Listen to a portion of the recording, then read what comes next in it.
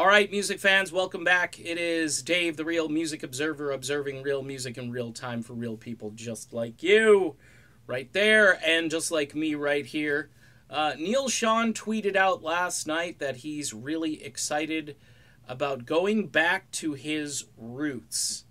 And for a classic rock fan like myself, and like so many others, who I guess are a little bit tired of, say, Don't Stop Believin', all the time, talk about just this one particular Journey song, and really say the stuff that came from Escape and forward. Not that Escape is a bad record. Escape will always be sort of the quintessential Journey album, although Ultimate Classic Rock ranks Infinity as Journey's best album, and a good argument can be made there for that. That's Steve Perry's first album with the band.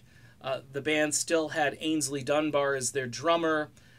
They still were fusing some of their past elements with Perry's new kind of soulful crooner delivery and so forth. So it was an interesting sort of combination of forces.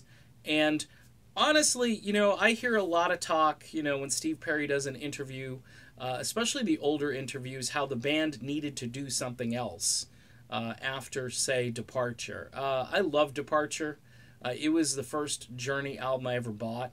And then I went back and I bought Evolution, I bought Infinity, and then I bought this compilation which had the best of the first three albums on it, Of a Lifetime, things like that. I used to listen to it all the time, and I think it was a double LP set. I really loved that when I got that in the mail, because it was just, the days where you'd break the plastic off and you'd...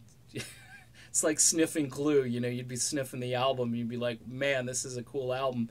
And all of this music that came before, the compilation was called In the Beginning.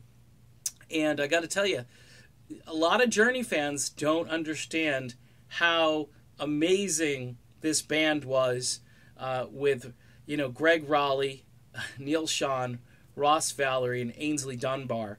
Aynsley Dunbar was such a unique drummer.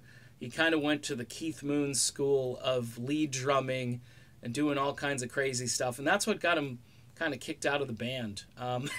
He was, more or less, he decided to leave because he knew things were going to get less fusionish, less crazy. Although he did go to another band that was pretty much by the numbers, and that was the Jefferson Starship. But I think he had a little bit more freedom to go off and do his thing with those guys for a while.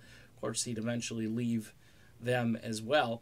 But what I'm excited about is this whole Journey Through Time thing. I've been talking this up. But when Neal Schon says, hey, I'm going back to my roots, that means music that goes back to his roots. That means there could be Santana in there as well. If you're unfamiliar, again, with Neal's work with Santana, I mean... Hey, Carlos picks up the 14-year-old or the 15-year-old and says, hey, come on and join my band. That's, I don't know, that's unprecedented. I mean, I don't remember anybody at that age. I think Eddie Van Halen might have been 17 when things started to go crazy for him. But really, Neal Schon at a very young age was doing things that, most kids that age can't even comprehend. And what's cool is, I think after all of this sort of poppy, glossy, sort of, doing the Journey tour by numbers stuff, to hear a real organic, original version of the band with Dean Castronovo singing, a guy, by the way, who can still sing everything in its original key. That is important to me. That's just, I want to hear the music the way it was recorded.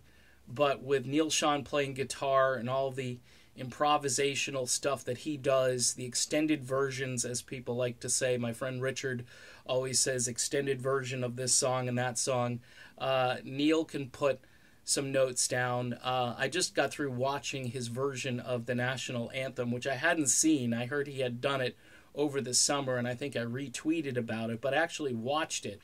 Ross Valory was like this the whole time.